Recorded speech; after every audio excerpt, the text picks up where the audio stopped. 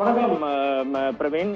நெல்லை மாவட்டம் முழுவதும் மிகப்பெரிய பரபரப்பை ஏற்படுத்தி உள்ள நெல்லை கிழக்கு மாவட்ட காங்கிரஸ் தலைவர் காணாமல் போய் தற்போது பாதி எரிந்த நிலையில் அவரது உடல் உவரி அருகே உள்ள கரை சுத்து புதூரில் ஒரு தென்னை மர தோப்பிலிருந்து கண்டெடுக்கப்பட்டுள்ளதாக முதற்கட்ட தகவல் வெளியாகி உள்ளது. பிரவீன், கடந்த 30ஆம் தேதி நெல்லை கிழக்கு மாவட்ட தலைவர் ஜெயக்குமார் திருநெல்வேலி மாவட்ட காவல்துறை கண்காணிப்பாளர் SP சிலம்பரசனுக்கு கடிதம் ஒன்றை எழுதுகிறார். அந்த கடிதத்தில் பொருளே தனது மரண வாக்குமூலம் என்றே அவர் அந்த கடிதத்தை ஆரம்பித்து இருக்கிறார். நான் KPK ஜெயக்குமார் மிகுந்த மன உளைச்சலில் இருக்கிறேன். என்னிடம் பல லட்ச ரூபாய், கோடி ரூபாய் கடன் வாங்கிய 4-5 பேர் அந்த கடனை திருப்பி தராமல் தன்னை தொடர்ந்து ஏமாற்றி வருவதாகவும், அதே போல் அவர்கள் சார்ந்து தான் வாங்கியிருந்த கடனையும் இதனால் கொடுக்க முடியாத ஒரு சூழ்நிலையில் தான் இருப்பதாகவும், தன் வீட்டை சுற்றி மர்ம நபர்கள் எப்போதுமே நோட்டமிட்டு வருவதாகவும், தன்னை கொலை செய்து விடுவதாக தனக்கு மிரட்டல் வடிவதாகவும் 30ஆம் தேதி திருநெல்வேலி மாவட்ட காவல்துறை கண்காணிப்பாளர் சிலம்பரசனுக்கு தமிழ்நாடு காங்கிரஸ் கமிட்டியுடைய அவருடைய லெட்டர் பேடில் அனுப்பிய கடிதத்தில் அவர் தெரிவித்திருந்தார். இந்த நிலையில் கடந்த 2ஆம் தேதி மாலை 7 மணியிலிருந்து தனது தகப்பனாரை காணவில்லை என அவரது மகன் கருத்தையா உவரி காவல் நிலையத்தில் ஒரு புகாரினை நேற்று மாலை அளித்தார். அந்த புகாரின் அடிப்படையில் உவரி காவல்துறையினர் ஜெயக்குமார் காணாமல் போய்விட்டார் என்ற அடிப்படையில் மேன் மிஸ்ஸிங் என்ற அடிப்படையில் ஒரு வழக்கை பதிவு செய்து தேடி வந்தனர். இந்த செய்தி இன்று காலை மிகுந்த பரபரப்பை ஏற்படுத்தி இருந்த நிலையில் தற்போது மிக சில நிமிடங்களுக்கு முன்னால் ஜெயக்குமாரின் உடல் உவரி கரை சுத்து புதூரில் உள்ள தென்னந்தோப்பு ஒன்றிலிருந்து கண்டெடுக்கப்பட்டுள்ளதாக நமக்கு உறுதியான தகவல்கள் கிடைத்துள்ளது.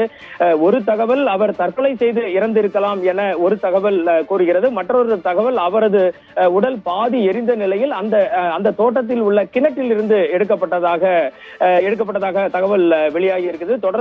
தொடர்ந்து இதனுடைய அண்மை தகவல்களை திரட்ட முயற்சி செய்து கொண்டிருக்கிறோம். பிரவீன், எது எப்படி இருந்தாலும் 30ஆம் தேதியே தனக்கு இந்த மாதிரியான பிரச்சனைகள் இருக்கிறது என அவர் SPயிடம் கருத்து தெரிவித்திருந்த நிலையில் 4 நாட்களுக்குள்ளாகவே அவர் தற்போது சடலமாக கண்டெடுக்கப்பட்டது திருநெல்வேலி மாவட்டத்தில் மிகப்பெரிய பரபரப்பையும் அதிர்ச்சியையும் ஏற்படுத்தியுள்ளது.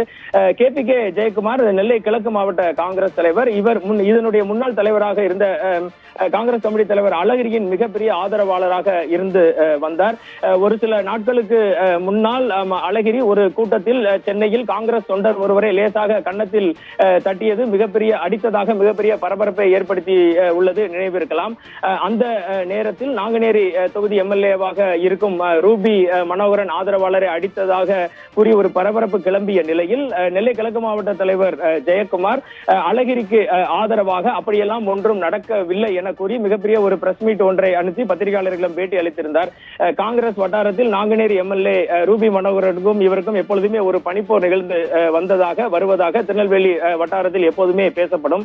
தற்பொழுது ஜெயக்குமார் திருநெல்வேலி SP சிலம்பரசனுக்கு அனுப்பிய மனுவிலும் சில பெயர்களை குறிப்பிட்டுள்ளார். ஆனந்தராஜ் கள்ளிக்குளத்தில் உள்ள ஒருவர், குத்தாலிங்கம் என்று ஒருவர், பின்னர் ஜெய்கர் இடையன்குடியில் இருந்து ஒருவர். அவர் SP சிலம்பரசனுக்கு அனுப்பிய மரண வாக்குமூல மனுவில் திரு ரூபி மனோகரன் நாங்குநேரி MLA 3 வருடங்களாக என்னிடம் நிறைய காரியங்கள் செய்து தருகிறேன் என்று கூறி லட்சக்கணக்கில் பணம் வாங்கியுள்ளார். அவர் என்னை ஏமாற்றி விட்டார் என்று குறிப்பிட்டிருக்கிறார். அந்த கடித நகல் நம்மிடம் இருக்கிறது. இது தவிர ஜெயசுராஜன் புதியம்புத்தூர் என்ற பெயரையும் குறிப்பிட்டுள்ளார். இதுபோல் விடை தெரியாத பல கேள்விகள் ஜெயக்குமாரின் மரணத்தில் எழுந்துள்ளது.